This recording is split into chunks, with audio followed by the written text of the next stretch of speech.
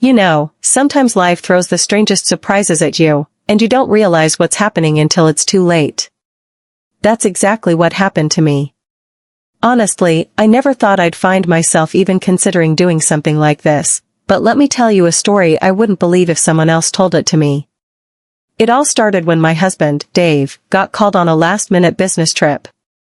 That wasn't unusual, his job requires him to travel quite a bit, but this time felt different. Maybe it was the way he rushed out of the house. The door barely gave me time to process that he'd be gone for 2 full weeks. He kissed me on the cheek, grabbed his bag, and said, "I'll call you when I land." And just like that, he was gone. At first, I didn't think much of it. I mean, I was used to being on my own when he was away. But that night, I heard a knock at the door. I wasn't expecting anyone, so instinctively, I hesitated. I looked through the peephole and saw Marcus, our new neighbor. Now, let me tell you about Marcus. He moved into the house next door about 6 months ago, and honestly, I didn't know much about him. I'd seen him a few times, waved hello here and there, but that was it. Marcus, well, let's just say he's tall, broad-shouldered, with a calm confidence, and he has a smile that could light up a room. "Sorry to bother you," he said when I opened the door, "but I noticed your porch light flickering and thought I'd let you know." "Oh, thanks," I replied quickly, suddenly very aware of the fact that I was wearing an old sweatshirt and yoga pants. I was planning to fix it. "No problem," he said. "I've got some spare bulbs if you need one. I can swap it out for you real quick." Normally, I would have politely declined, but something about his tone made me trust him. "That'd be great," I said, stepping aside to let him in. I watched as he worked on the light, his movements smooth and efficient. We made small talk, and I found myself laughing more than I expected at his jokes. When he finished, he turned to me and said, "There you go, good as new." "Thanks so much, Marcus," I said. "I owe you one." He grinned. "Don't mention it, that's what neighbors are for." As he left, I couldn't shake the strange feeling he left behind. It wasn't anything he said or did, it was just him. The way he carried himself, how at ease he seemed. It was refreshing, especially since Dave and I had been stuck in a bit of a rut lately. I shook my head, trying to push the thought away, but that was just the beginning.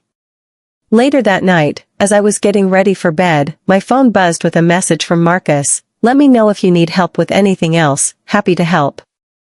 My heart skipped a beat, and I didn't know why. I stared at the message for what felt like an eternity, my mind racing. Why was I overthinking this? It was just a friendly text, right? I replied quickly and casually, "Thanks, Marcus." We exchanged a brief and straightforward conversation, no room for misunderstanding. But as I put my phone down, I couldn't help but feel something. Not guilt, exactly, but a strange mix of curiosity and unease. I told myself it was nothing and went to bed. The next morning, I woke up, went about my day, and tried to put it all out of my mind. But around midday, I remembered something. The kitchen faucet had been leaking for weeks.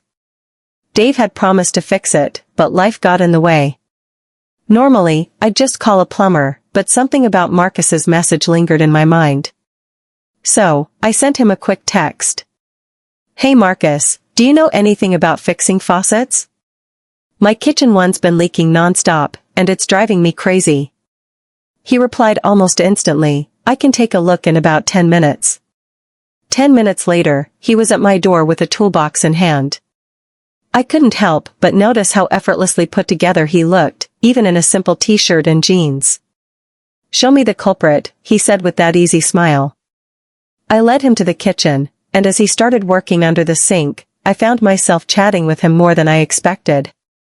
He told me about his job in graphic design, his love for cooking, and how he'd recently moved to the neighborhood after a bad breakup. "I thought a fresh start would do me good," he said, his tone steady but tinged with something deeper. I nodded, unsure what to say. "Well, I'm glad you're here. You've been a great neighbor." "Thanks," he said, glancing up at me from under the sink. "It's nice to have someone to talk to." This place can get lonely sometimes.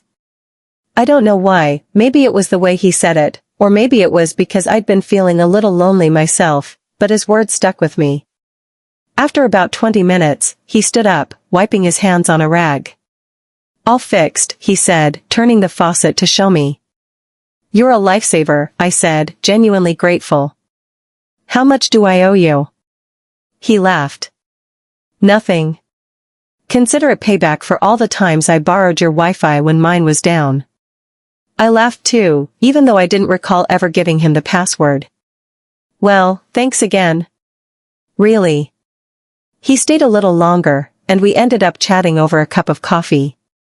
The conversation flowed so easily, and before I knew it, an hour had passed. When he finally left, I found myself staring at the empty coffee cups on the table, feeling something I hadn't felt in a long time. That evening, as I scrolled through my phone, I saw a notification from Instagram: "Marcus followed you."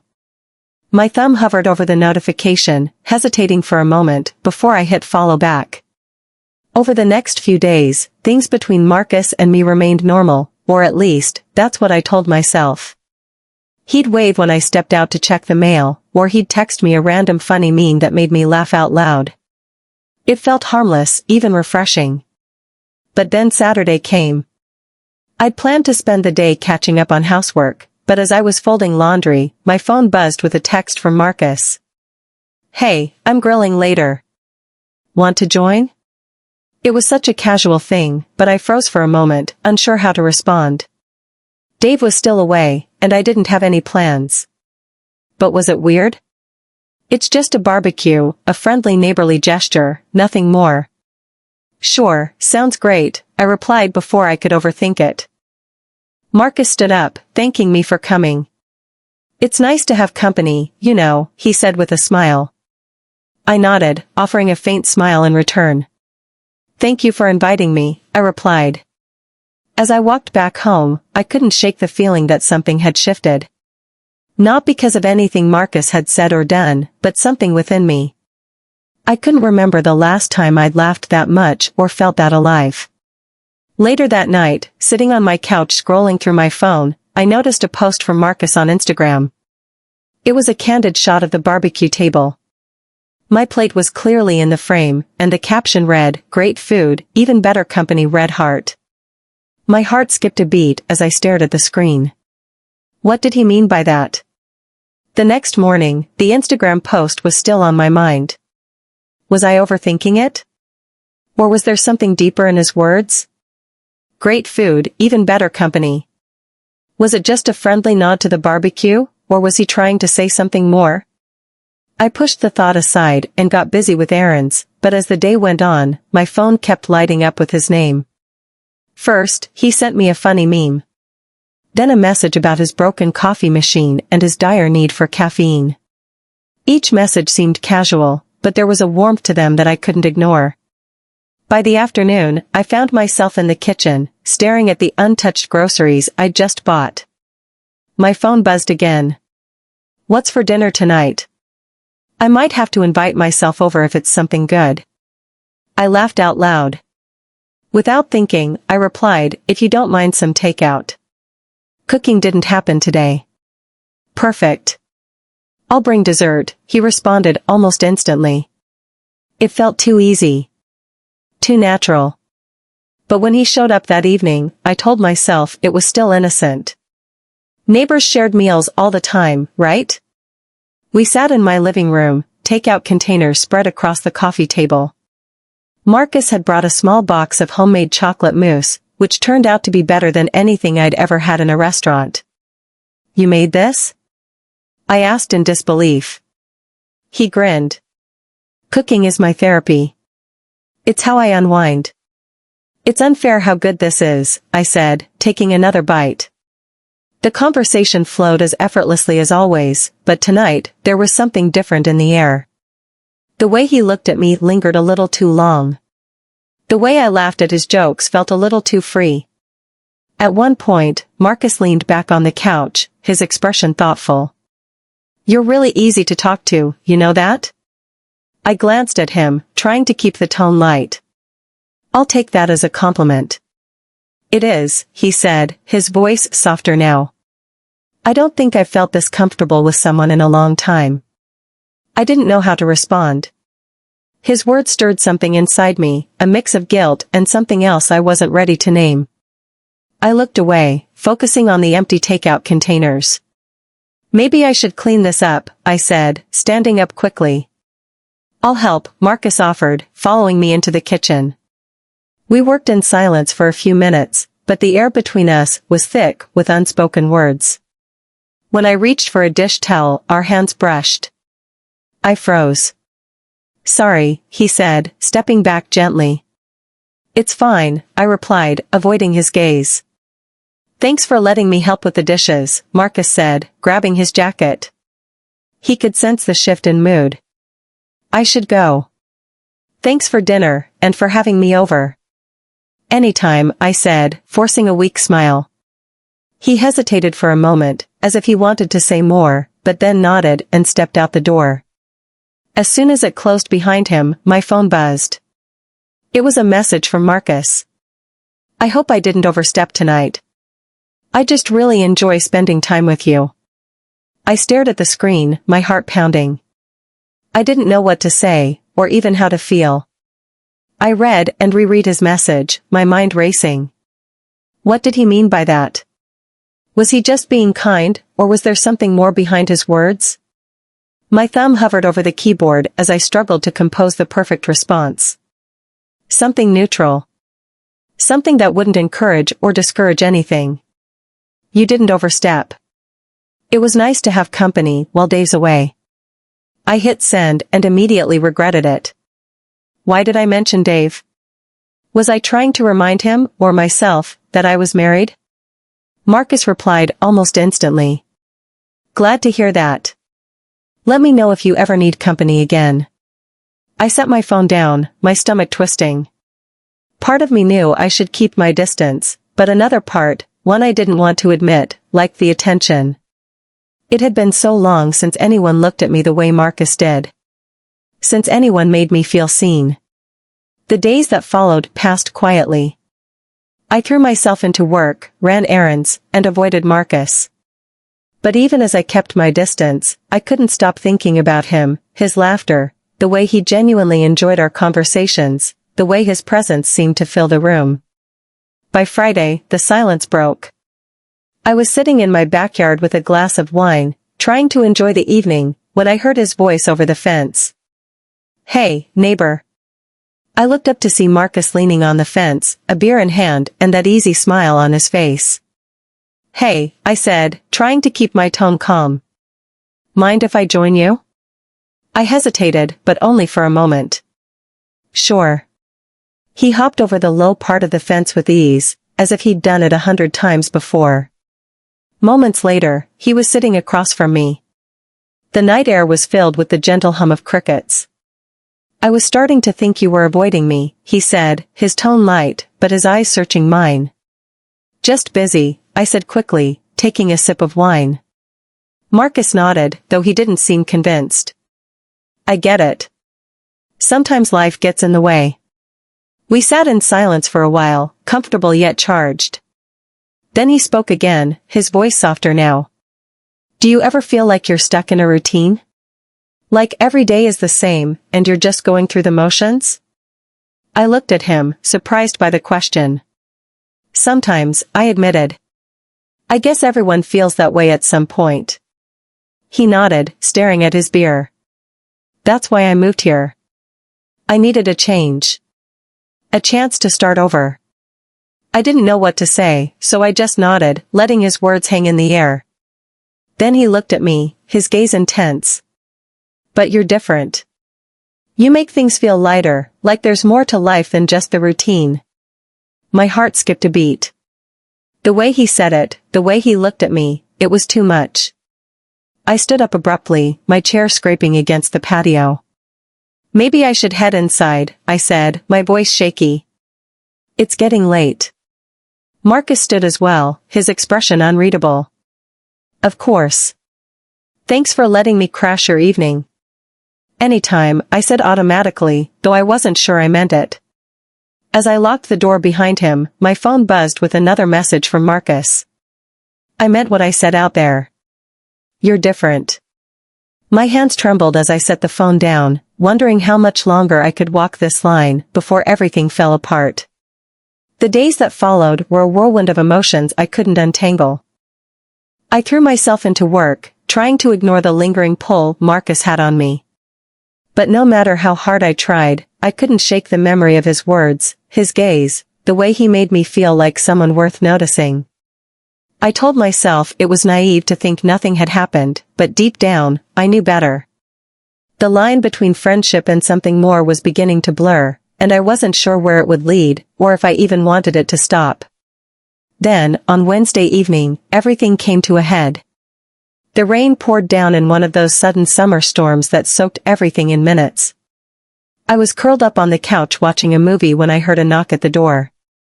I opened it to find Marcus standing there, drenched to the bone, holding a bottle of wine. Marcus, what are you doing out here in this weather? I asked, stepping aside to let him in. The power went out, he said, shaking water from his hair. I thought I'd check if your lights were still on and bring this as a peace offering for intruding. He held up the wine with a sheepish smile. I hesitated, knowing I should probably send him back home. But the storm was raging, and he looked utterly miserable. Come in, I said. I'll grab you a towel. As he dried off, I poured us both a glass of wine. You didn't have to come over, I said as we sat down. He shrugged. Didn't feel like sitting in the dark. Besides, your company is better than staring at a wall. The storm outside seemed to amplify the tension between us, the sound of rain on the windows, the flicker of candlelight when the lights briefly dimmed. It all felt too intimate, too close. We talked, our conversation flowing as it always did. But this time, there was an undercurrent, an edge, as if we were both waiting for something unspoken. At one point, Marcus leaned forward, locking eyes with me. You know, he said, his voice low, I've never met anyone like you. You're smart, funny, and you don't even realize how incredible you are. I froze, my heart pounding. Marcus, I know, he interrupted, leaning back and running a hand through his hair. I know you're married. I'm not trying to cross any lines. But I can't help how I feel. His words hung in the air, heavy, undeniable. I should have said nothing. I should have told him to leave, reminded him, and myself, of the boundaries we were supposed to respect. But instead, I sat there, unable to look away. I don't know what to say, I whispered, my voice barely audible over the rain. You don't have to say anything, Marcus said, standing up. I just needed to be honest with you. He walked toward the door, his hand on the doorknob. I'm sorry if I made things complicated. That was never my intention. Marcus, wait, I said, standing without thinking. He turned, and for a moment, it felt like the entire world had stopped, the storm, the tension, the unspoken emotions, all collapsing around us. Marcus hesitated, his hand still on the doorknob.